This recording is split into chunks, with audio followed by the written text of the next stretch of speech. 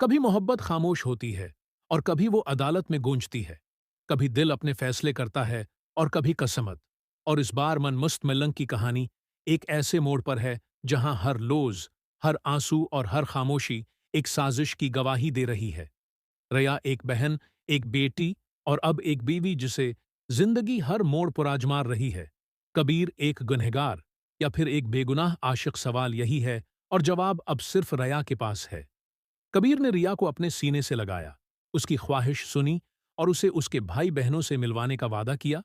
लेकिन उस हैं से पहले पूछ बैठा एक सवाल, क्या तो मेरे साथ रहना चाहती हो रिया? रया खामोश रही, लेकिन उसकी आंखों में जो मोहब्बत तैर रही थी, उसने बहुत कुछ कह दिया। इसी बीच एक काल और फिर सब कुछ बदल गया।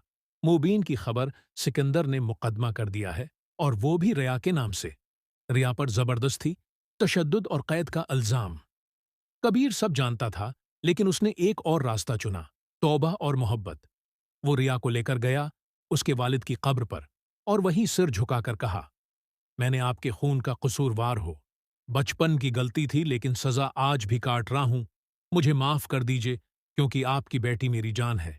इसकी आंखों में पछतावा था और रया की आंखों में आंसू, वो फूट फूट कर रो पड़ी। शायद मोहब्बत पहली बारियों दिल तक पहुंची। अब वक्त था फैसले का। कोर्ट में हर चेहरा पत्थर आया हुआ, हर निगाहें रया पट्टी की थी। कबीर की किस्मत अब उसकी गवाही पट्टी की थी। सिकंदर ने जरगला, मैंने मजबूरी में शादी करवाई थी। अब ये कबीर बदले की आग में रया को जला रहा है। लेकिन जब रया ने अपनी खामोशी तोड़ी, तो हर लोज एक हथौड़ा बन गया। मैं कबीर से मोहब्बत करती हूं। ये शादी मेरी मर्जी से हुई थी। जो दस्तख्त कोर्ट में दिखाए जा रहे हैं, वो निकली है।